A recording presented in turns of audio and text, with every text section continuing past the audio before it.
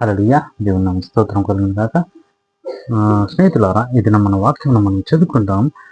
Hebrews chapter 12 versus 2లో మనం చూసినట్లయితే ఇక్కడ ఏముందంటే, ప్రతి భారమును సులువుగా చిక్కులు పెట్టు పాపమును విడిచిపెట్టి విశ్వాసమునకు కర్తయు దానిని కొనసాగించు వాడైన యేసు వైపు చూచుచు మన ఎదుట ఉంచబడిన ఓపికతో పరిగెత్తుదము అని చెప్పి ఇక్కడ వాక్యంలో ఉంది అనమాట. ఇక్కడ మనం చూడాలి ఏమిటంటే, సులువుగా చిక్కులు పెట్టే పాపమును విడిచిపెట్టి అని చెప్పి ఇక్కడ వాక్యం ఉంది అనమాట. ఈ సులువుగా చిక్కులు పెట్టే పాపము ఇదేంటంటే, ఇది చాలా భయంకరమైన పాపం అనమాట.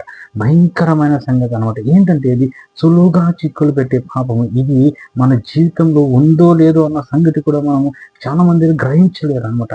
సులువుగా చిక్కులు పెట్టే పాపములు అంటే అవి ఏంటి అంటే, గర్వము, అహంకారము, కుళ్ళు, కోపము, ఇవన్నీ ఏంటి అంటే సులువుగా చిక్కులు పెట్టే పాపం అనమాట. ఇంకోటి ఏంటంటే వెంటనే అబద్ధం ఆడేసేయడము,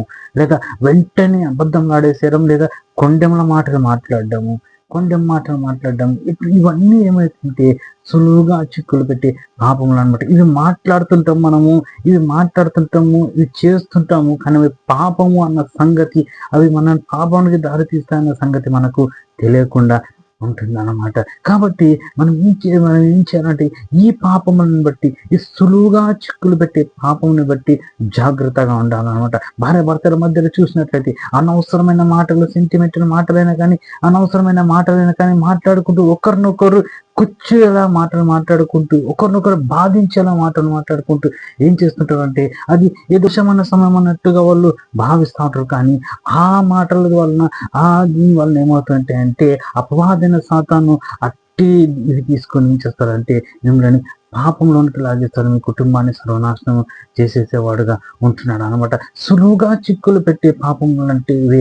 ఏమి మాట్లాడుతున్నామో జాగ్రత్త, ఏమి చూస్తున్నామో జాగ్రత్త, ఏమి పలుకుతున్నామో జాగ్రత్త, ఏమి ఆలోచిస్తున్నామో జాగ్రత్త కలిగి నువ్వు జీవించినట్లయితే ఈ సులువుగా చిక్కులు పెట్టే పాపంలో నుంచి నువ్వు జాగ్రత్తగా ఉంటావు అనమాట. కాబట్టి ఈ పాపం నుంచి మనము ఈ పాపములు చేయడం విడిచిపెట్టి, సులువుగా చిక్కులు పెట్టి ఈ పాపములు చేయడం విడిచిపెట్టి ఏంటంటే విశ్వాసమునకు కర్తయు దానిని కొనసాగించేవాడైన యేసు వైపు చూచుచు మన ఎదుట ఉంచబడిన పందెములో ఓపికతో పరిగెత్తుదుము అని చెప్పి ఇక్కడ వాక్యంలో తెలపరుస్తాను. కాబట్టి జాగ్రత్తగా జీవిస్తాము,